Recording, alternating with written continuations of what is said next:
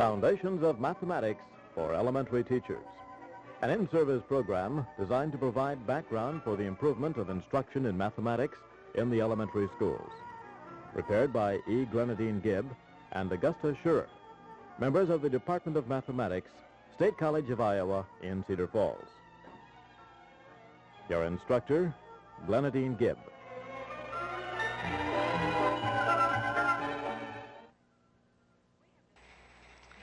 We have described the set of fractional numbers and have considered some characteristics of that set. Using our understanding of assigning sums and differences to pairs of whole numbers, we were able to define addition and subtraction on the set of fractional numbers. We now ask, can we use our ways of assigning products and quotients to pairs of whole numbers to help us define multiplication and division on the set of fractional numbers? First, let us consider multiplication and the ordered pair of whole numbers 3, 4. We assigned a product of this pair by thinking of joining 3 sets, 4 members in each set. To keep this clearly in view, we arranged the union as an array. 3 rows, 4 members in each row. 3 times 4, or 12. Name the number of members in the array. But suppose we consider the pair 2, 1. We associate that with this array. 2 rows, 1 member in each row. The number of members in the array, 2 times 1, or 2. We write 2 times 1 is equal to 2. What about the pair 1, 1? We associate that with a single item. 1 row, 1 member in that row. The number of members in the array, 1 times 1, or 1. But let's consider a pair of fractional numbers. 3/4, 1/2. With what physical model can we associate their product? Let this be our starting unit. We can associate 1 with that. And since we're going to be willing to subdivide, we can associate 1 over 1. Let's separate this starting unit into 2 equivalent parts, equivalent in area. We shade one of these parts. Let's associate 1/2 with this part. Let this be our new unit and separate that into 4 parts. 4 parts equivalent in area. Consider then 3 of them. And with this we associate 3/4. We associate 3/4 times 1/2 with this part of our starting unit. We see that we can express this product in another way, for there are 4 times 2 of these subregions in our unit. There are 3 times 1 units that we have considered. The product can be expressed by 3 over 8. We can also consider a line segment. Thinking about the product of 3/4, 1/2. Let this be our starting unit. We separate it into 2 equivalent parts, equivalent in length. Let this part of our unit be that with which we associate 1/2. Now let this be our new unit. We separate that into 4 parts. We consider 3 of them. With this we associate 3/4. We associate 3/4 times 1/2 with this part of our starting unit. We see that we can also name that product 3 eighth. But let's consider again our first model. We saw that we could name the product as 3 times 1 over 4 times 2. We shall define multiplication for any pair of fractional numbers in this way. A over B times C over D is equal to A times C over B times D. Using our definition, then let's assign a product to this pair. 1/2 times 3/4 is equal to 1 times 3 over 2 times 4, or 3/8. But we also know that 3/4 times 1/2 is equal to 3 times 1 over 4 times 2, or 3/8. We can write 1/2 times 3/4 is equal to 3/4 times 1/2. This is an example of the commutative property of multiplication. Commutativity of whole numbers under multiplication guarantees that this way of assigning products to pairs of fractional numbers is also commutative. But now let's consider this pair. Using our definition, their product then be expressed as 1 times 3 over 2 times 3, or 3/6. Notice the product and our pair. The product and the first member of the pair represent the same fractional number. Consider the second member. This member is one of the set, which is the identity element for multiplication. Other fractions which name that same fractional number, 1 over 1, 2 over 2, 3 over 3, and so on, a whole number n over n. 1 over 1, or 1, is the basic name. But consider still another pair, a pair where one of the members is represented by a member of this set. We will consider 1/2 and 0 expressed by 0 over 3. Their product, 1/2 times 0 over 3 is equal to 1 times 0 over 2 times 3, or 0 over 6. 0 over 6 and 0 over 3 both represent the fractional number 0.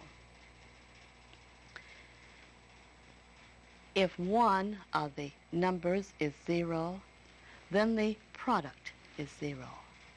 In fact, if the product is 0, then one of the factors must be 0. Let's consider still another pair, this time 2/3, 3/2.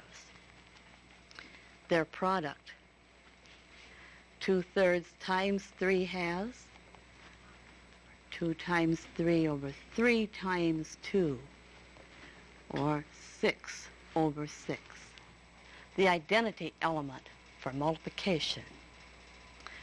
Two numbers whose product is the identity element for multiplication are called multiplicative inverses. Since the product of 0 and any fractional number is again 0, 0 has no multiplicative inverse. But let's consider still another idea, and that's the fractions which represent these numbers, 2 over 3 and 3 over 2. They are called reciprocals. What are the reciprocals of some other fractions? Consider 1 over 2. Its reciprocal, 2 over 1. How about 1 over 1? 1 over 1, it's its own reciprocal. Consider again 0 over 3, the reciprocal, 3 over 0. But 3 over 0 does not name a fractional number. The reciprocal of a numeral, two fractional numbers then, named by a pair of reciprocals, are multiplicative inverses. What fractional number is represented here? We know that multiplication is a binary operation, and to a pair of fractional numbers we can assign a product, which is another fractional number. We could group in this way and see then that we have 2/6 times 1/4, or 2/24. If we think of this expression by grouping in this way, then we have 1/2 times 2/12, again 2/24. This is an example of the associative property of multiplication. Or for any three fractional numbers, the product of the first two times the third is equal to the first times the product of the last two. The distributive property of multiplication over addition enable us to find a good many products for pairs of whole numbers. We see that multiplication is also distributive with respect to addition for the fractional numbers. Again, we find that it helps us in assigning the products to certain pairs of fractional numbers. Consider this pair. We can express their product as 1/2 times 2 1/3. Or again, we can see this as 1/2 times 2 plus 1/3. Using then the distributive property 1/2 times 2 plus 1/2 times 1/3. Or we can also express this as 2 over 1. We associate 1/2 times 2, this product, with this part of our region. We associate 1/2 times 3 with this part of our unit. The product then, 1 plus 1/6, or expressed using a mixed numeral 1 and 1/6. Multiplication is a binary operation. It is associative, commutative. It is distributive with respect to addition. 1 is the identity element. If one of the numbers is 0, then the product of those two numbers is 0. But now let's consider division assignments. We have found that we have been thinking of the whole numbers for addition, subtraction, and multiplication. We were able then to assign sums, differences, and products to pairs of fractional numbers.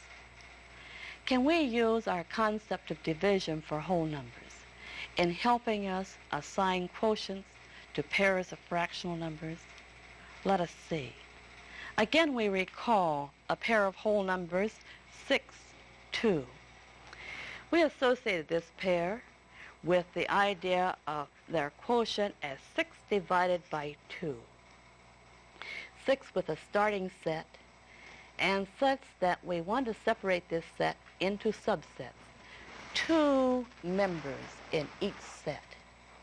We also could think of that in another way of what number times 2 is equal to 6. We identified the quotient then in terms of the number of subsets we had. 6 divided by 2 is equal to 3. Recall we had a second way of making the assignment. We again started with the 6. We separated the set then into 2 equivalent sets. 6 divided by 2, or 3, was associated with the number of members in each of those sets. Or we could think of that 2 as 2 times what number is equal to 6, where 2 is associated with the number of equivalent sets. Now let's consider a pair of fractional numbers, 3/4, 1/2. We will use our first way of making the assignment in thinking about this. We, of course, could express the quotient as 3/4 divided by 1/2, and we can think of this as also as what number times 1/2 is equal to 3/4. But what kinds of physical models can we use? Let's let this be our starting unit. If that's our starting unit, then we can associate 3/4 with this piece, and we associate 1/2 with this. Our question then is, how many 1/2s in 3/4? We see that if we measure these equivalent parts, that we have 1 1/2 and then 1/2 of another one. Our quotient can be expressed as 1 1/2 or as 3/2. Let's consider still another pair and use this same way of making the assignment. Our pair 2/3 and 2. Of course, we can express the quotient as 2/3 divided by 2. We can think again of that being expressed as what number times 2 is equal to 2/3. But to our physical models, let this be our starting unit. If that's our starting unit, then we associate 2/3 with our given unit. Now, we also associate with that the 2 with this piece. Now our problem is concerned with these 2 pieces. Our question, how many 2's in 2/3 our starting piece? We see that there isn't even 1. There isn't even a 1/2. How do we make some kind of comparison? If we again think a piece is equivalent to our starting piece, we see that 2 then is really equivalent to 3 such pieces, or 2/3 is 1/3 of 2. We can express our quotient then that n is equal to 1/3. But now consider again the 3/4, 1/2. And this time let's think about the second way. We could write our sentence here expressing the idea 1/2 times what number is equal to 3/4. This time let our starting unit be this, or our unit segment, region. Then, if that's our unit region, our starting unit 3/4 can be associated with this part of the region.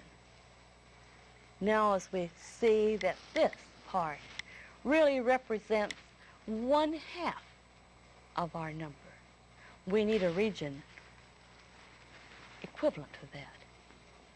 We see then that our quotient is made up of 6 such regions. 4 of these parts are in our unit. We express the quotient then as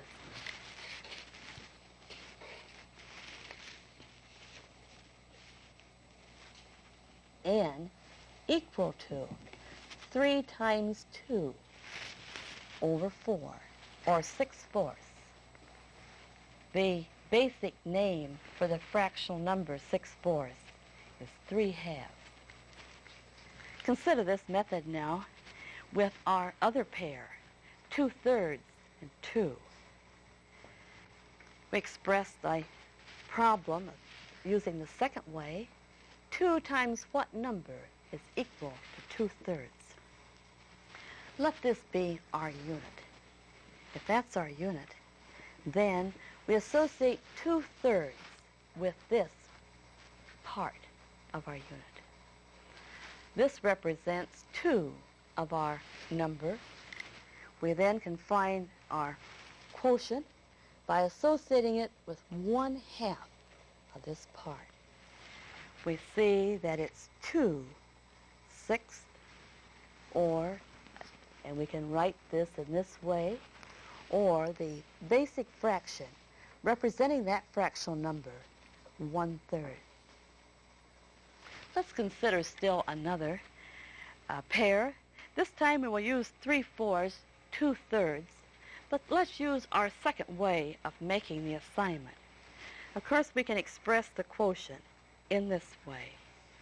And then, using that second way, we can express the same idea of 2/3 times what number is equal to 3/4. Let this be our unit. If that's our unit, then 3/4 can be associated with this part. But this represents 2/3 of the number that we're looking for.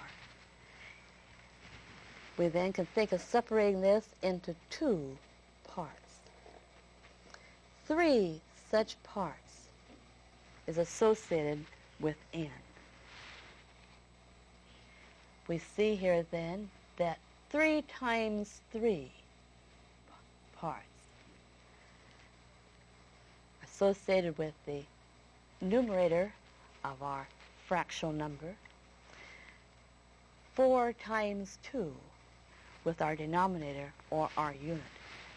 We express this then as n is equal to 3 times 3 over 2 times 4, or 9/8.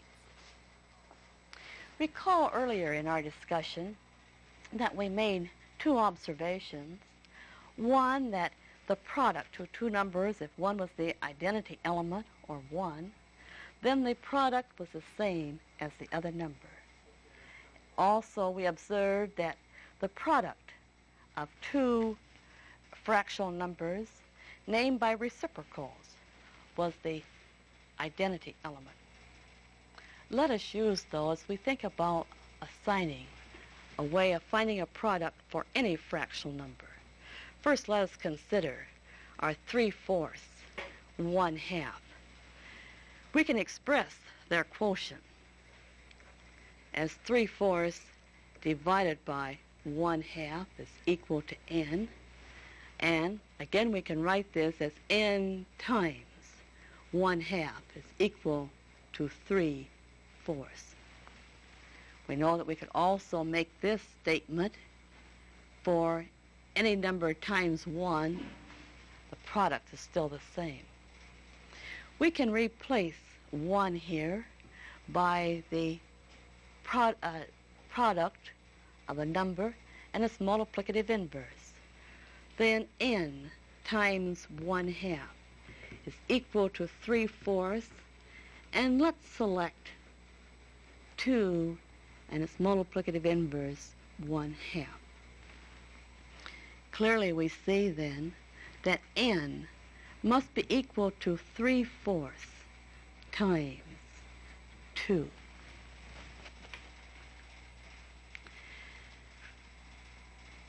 We see that n then is the product of the first number and the multiplicative inverse of the second. But how would we express this for any 2 fractional numbers, a over b and c over d?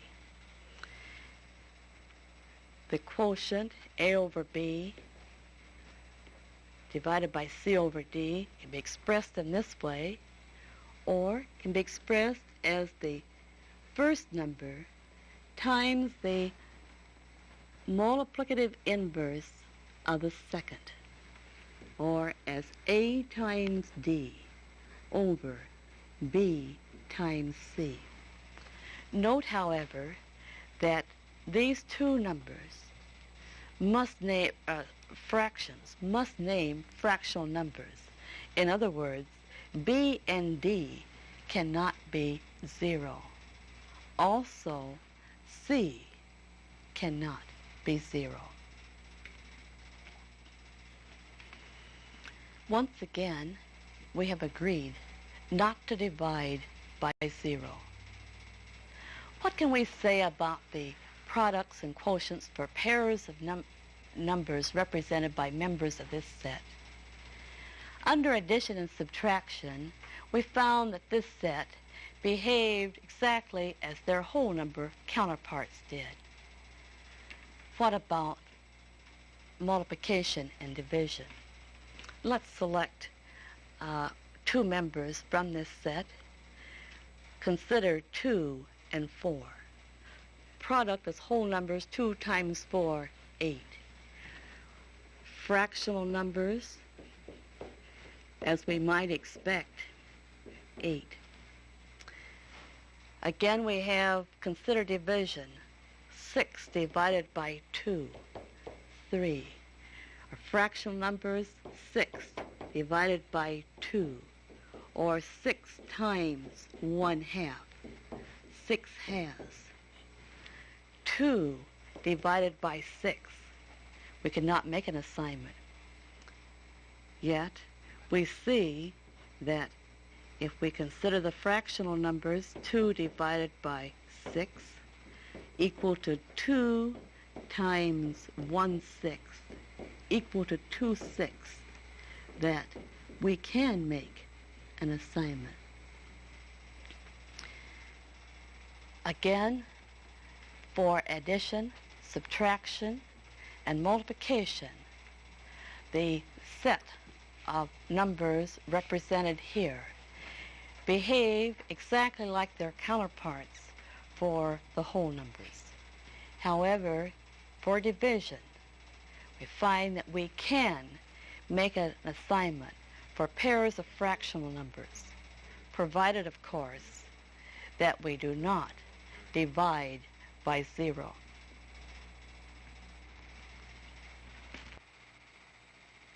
In the classroom, we help children to use what they know about multiplication and division assignments for whole numbers to develop ways of assigning products and quotients to pairs of fractional numbers. We can assign a quotient to every pair of fractional numbers if the second member is not 0. With this exception, division is always possible. Addition, multiplication, and division, with the exception of dividing by 0, are binary operations on the set of fractional numbers. There are still many pairs of fractional numbers for which we cannot make a subtraction assignment. Those pairs where the second is greater than the first.